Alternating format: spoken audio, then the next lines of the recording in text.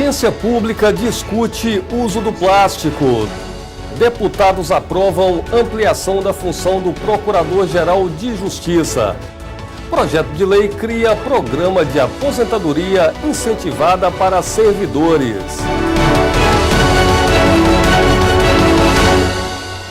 Olá, este é o seu Jornal Panorama, o canal de notícias da Assembleia Legislativa.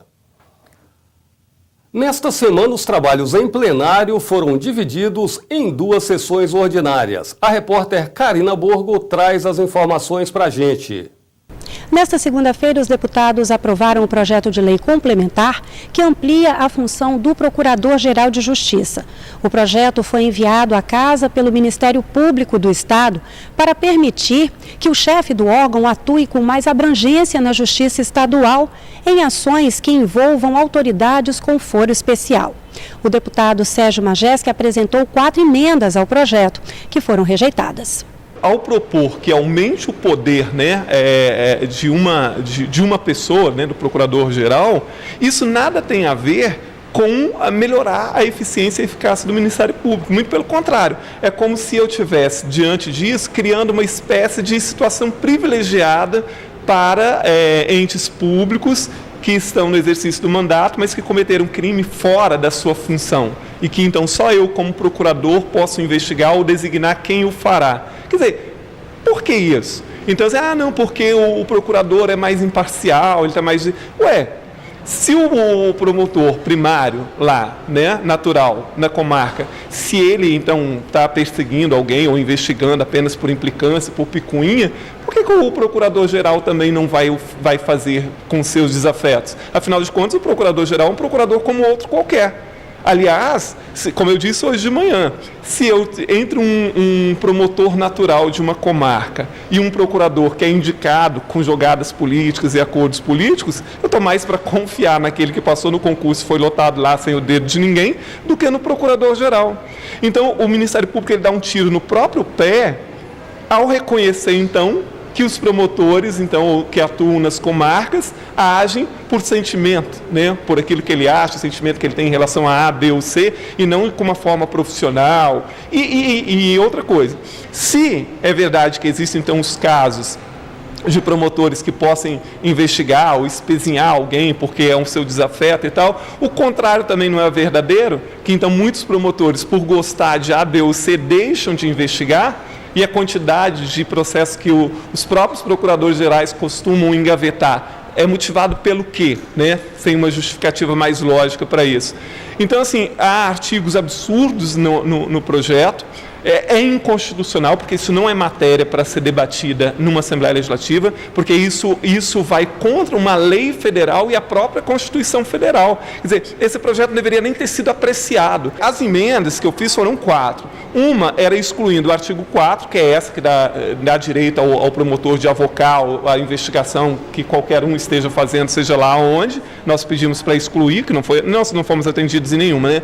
O artigo 8º ele é uma aberração, né? Porque ele diz assim, em síntese, que se um membro do Ministério Público, por exemplo, estiver sofrendo um processo administrativo, vamos imaginar, foi parar na Justiça, e é um processo para exclusão desse membro, e a Justiça entender que ele não deve ser excluído, pelo artigo 8º, a palavra final vai ficar com o colegiado do Ministério Público, que vai poder dar o ritual final contrário àquilo que a Justiça decidiu.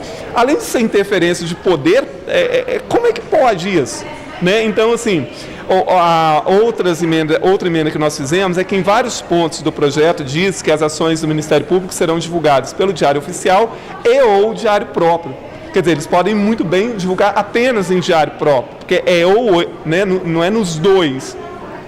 Isso diminui a transparência. Então, se tiver um diário próprio do Ministério Público, todo mundo vai ter acesso a isso. Como eu, como cidadão, vou saber disso? O deputado Marcelo Santos, que relatou pela aprovação da matéria em reunião conjunta das comissões de Justiça e Finanças, não quis gravar entrevista.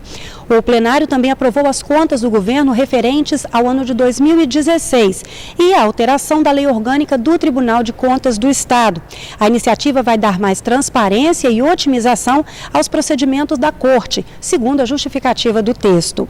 E começou a tramitar na Casa o projeto de lei da mesa diretora, que institui o programa de aposentadoria incentivada para os servidores efetivos da Assembleia Legislativa. Nós temos dois objetivos, né? O primeiro é oportunizar aqueles servidores que já têm tempo de aposentadoria a ter um programa de aposentadoria incentivada, no qual eles vão poder ter acesso a uma quantia de recursos já devidamente calculada conforme a legislação, desse tempo que faltaria então para eles realmente se aposentarem.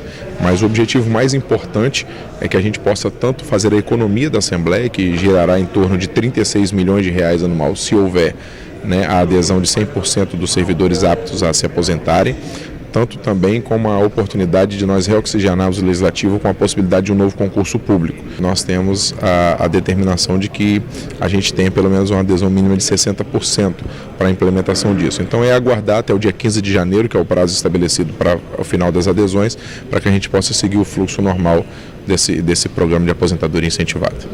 E o uso do plástico voltou ao debate, desta vez em audiência pública realizada na Comissão de Turismo, que é presidida pela deputada Luzia Toledo. A deputada é autora da lei já sancionada pelo Executivo, que proíbe o uso de canudos plásticos no Estado. Representantes do sindicato patronal participaram da reunião e falaram sobre as possibilidades de reutilização do plástico.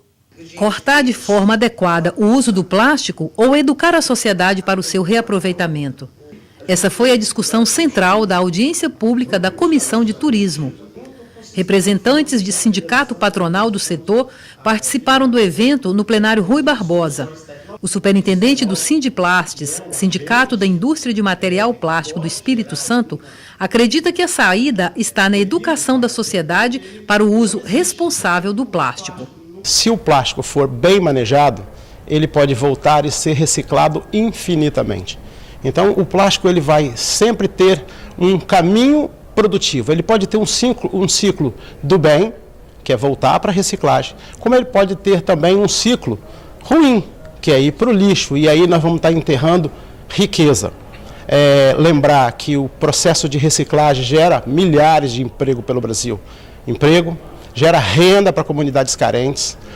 Existem alguns projetos no Brasil e no mundo, em que comunidades carentes, por exemplo, no Haiti, tem pessoas que sobrevivem da cata e do manejo do plástico que são descartados e que são comprados, e aí garante a sobrevivência de pessoas em extrema pobreza.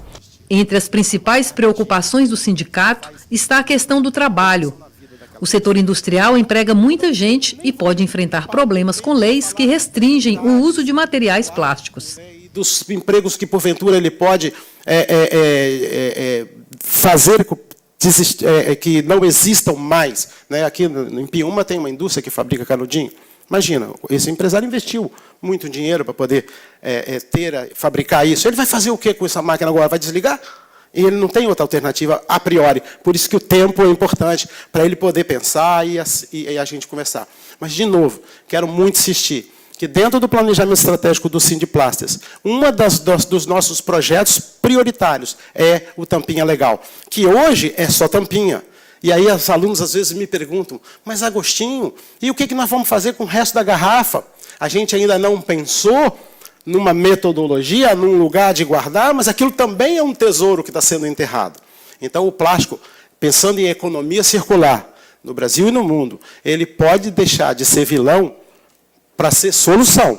A deputada Luzia Toledo é autora da lei que proíbe o uso de canudos plásticos no Estado. Ela entende que existem alternativas sustentáveis para substituir o material. Nós temos o canudo de bambu, por exemplo, temos o canudo de metal, temos canudo de papel, eu já usei o de papel num evento nacional do meio ambiente e assim sucessivamente. Hoje nós apresentamos outro projeto dando um prazo na lei que foi sancionada pelo governador Paulo Arthur, não tinha um prazo para eles se adequarem. Agora nós demos 180 dias para que as empresas se adequem, mostramos com canudos que já existem no Brasil afora. Então, a tendência é acabar com todos os plásticos, porque é uma poluição muito grande e nós temos que cuidar do nosso meio ambiente. A deputada Janete de Sá conversou com o jornal Panorama sobre 2 projetos de lei de sua autoria voltados para os animais. Um deles, o Dezembro Verde, prevê a conscientização sobre os direitos dos animais domésticos. A outra proposta cria o sistema de posse responsável no Estado. Os projetos estão aguardando o parecer da Procuradoria da Casa. Nós temos um problema sério em nosso Estado, que é o problema dos maus-tratos aos animais. Este problema não é só daqui, é do Brasil, porque se tem um animal como uma coisa e não como um ser vivo que está ali junto do ser humano e que precisa ser respeitado. O Dezembro Verde é um momento de conscientização. Nós temos o Outubro Rosa, nós temos o Azul, o Novembro Azul, temos também o Dezembro, que é o vermelho, que trata da AIDS. Vamos juntar o vermelho da AIDS com o verde, que também é uma mensagem em dezembro, porque dezembro é um mês que se trata muito de solidariedade, que é um mês de confraternização, é um mês espiritualizado, e por isso a gente escolheu, né, esse mês para poder, junto já de um movimento que existe nacionalmente, para poder estar denominando o dezembro também identificado com a causa animal, de que o animal merece respeito, de que a questão dos maus-tratos, ela precisa ser denunciada, de que as penas precisam ser endurecidas, de que as pessoas que insistem em maltratar os animais, eles precisam ser penalizados, de que o Ministério Público precisa ser mais vigilante, precisa ter uma vara voltada para essa área, para que os animais possam ser respeitados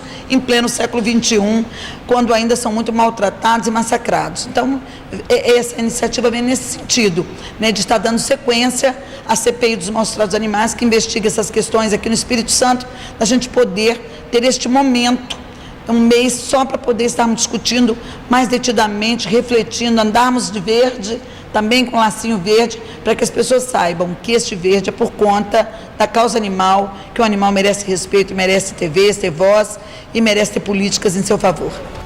E o Jornal Panorama de hoje vai ficando por aqui, mas você pode acompanhar os trabalhos do Legislativo pelas nossas mídias sociais. Obrigado pela sua companhia e até o nosso próximo encontro.